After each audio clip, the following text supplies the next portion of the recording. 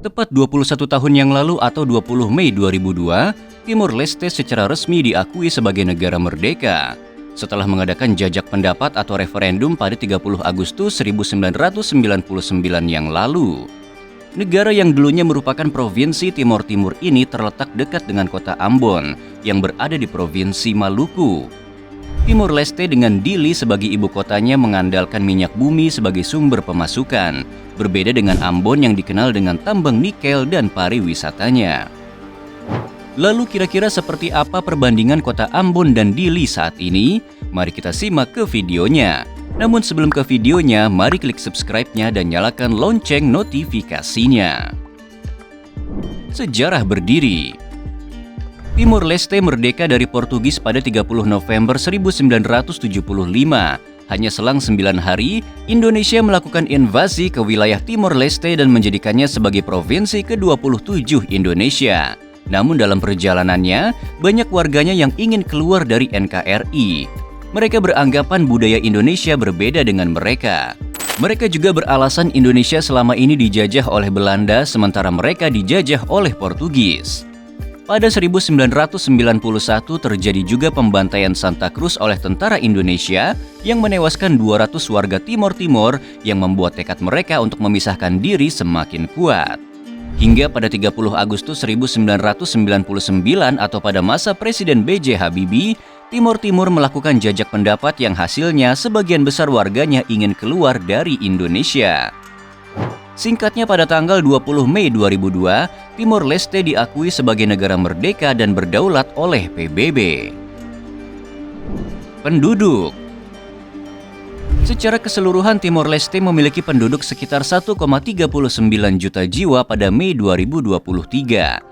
Sementara jumlah penduduk yang bermukim di ibu kota Dili berada di angka 234.026 jiwa per 2022, dengan kepadatan penduduk mencapai 89 per kilometer persegi dan 32,8% warganya tinggal di perkotaan.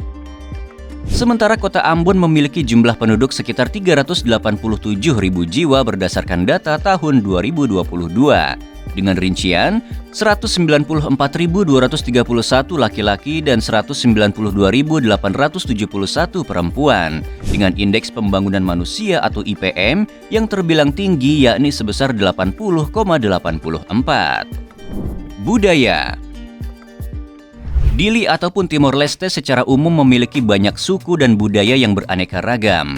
Di sana ada Tais, yakni pakaian tradisional yang sakral yang hanya dikenakan oleh orang-orang berpengaruh seperti liurai atau raja, dan dalam upacara-upacara penting. Kain ini dibuat dengan alat tenun tradisional yang biasa disebut soru atau songket. Selain itu, mereka juga memiliki banyak tarian. Yang paling dikenal ialah tari bidu, tari likurai, dan tari tebe. Sama halnya dengan kota Ambon yang juga punya berbagai budaya dengan latar belakang yang berbeda-beda. Balieu merupakan nama rumah adat suku Ambon.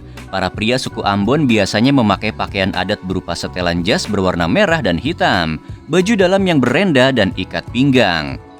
Sementara wanitanya memakai baju cele atau pakaian adat sejenis kebaya pendek. Tari bambu gila yang selama ini kita kenal merupakan tarian khas orang Ambon. Bahasa dan agama. Sebagai negara bekas jajahan Portugis, tentu bahasa yang resmi diakui di Timor Leste ialah bahasa Tetum dan bahasa Portugis.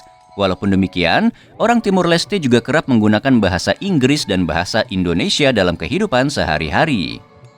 Sementara orang Ambon biasanya menggunakan bahasa Melayu Ambon sebagai bahasa utama di kota ini. Adapun menurut survei 2015, di Dili dan Timor Leste mayoritas penduduknya menganut agama Katolik dengan jumlah penganut mencapai 97,6%. Lalu diikuti Protestan 1,96% dan Islam 0,44%. Sementara Ambon 57,99% warganya menganut agama Kristen Protestan. Katolik 2,40%, Islam 38,77%, Hindu 0,13%, Buddha 0,04%, dan agama atau kepercayaan lainnya sebesar 0,67%. Yang paling diingat tentu kasus kerusuhan antar umat beragama yang terjadi di Ambon pada 1999. Tapi saat ini baik Kristen ataupun Islam sudah berdamai dan toleransi satu sama lain. Sektor unggulan. Timor Leste sangat bergantung pada industri pertambangan minyak dan gas bumi. Bahkan dalam 15 tahun terakhir, pendapatan Timor Leste dari sektor ini berada di angka 23 US dollar miliar atau sekitar 329 triliun rupiah. Namun pada 2021 lalu, tersiar kabar yang menyebut kalau cadangan minyak dan gas bumi Timor Leste akan segera habis dan hanya bisa membiayai negara dalam jangka waktu 2 tahun ke depan.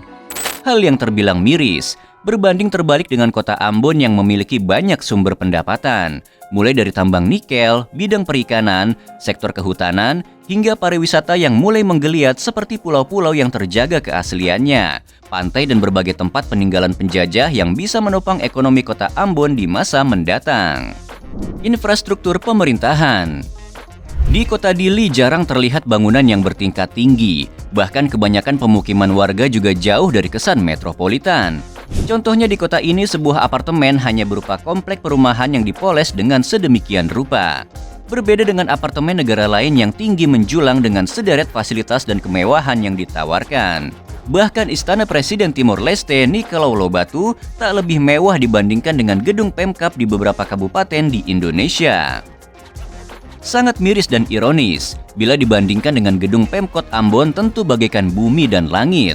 Meskipun tidak terlalu besar, Balai Kota Ambon memiliki desain bangunan yang klasik tapi tetap terlihat mewah. Selain itu, interior kantor Pemkot Ambon juga terbilang elegan.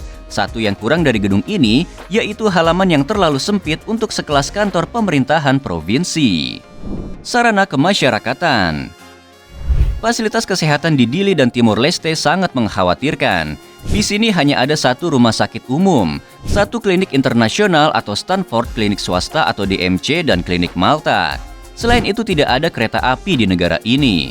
Kondisi jalan juga sebagian masih kurang memadai, apalagi kemampuan telepon serta jaringan internet juga cukup terbatas. Berbeda dengan kota Ambon, kota ini memiliki 3 rumah sakit daerah, 2 rumah sakit milik institusi Polri dan TNI, serta 6 rumah sakit swasta. Jumlah yang sangat cukup untuk ibu kota provinsi ini.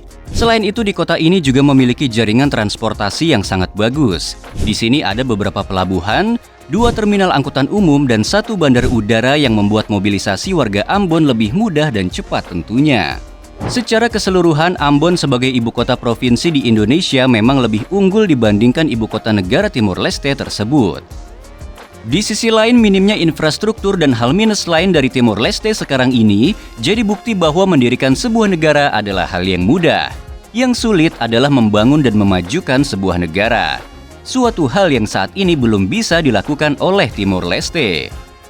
Kira-kira bagaimana menurut kalian guys? Jangan lupa tuliskan di kolom komentar and see you on the next video. Bye-bye!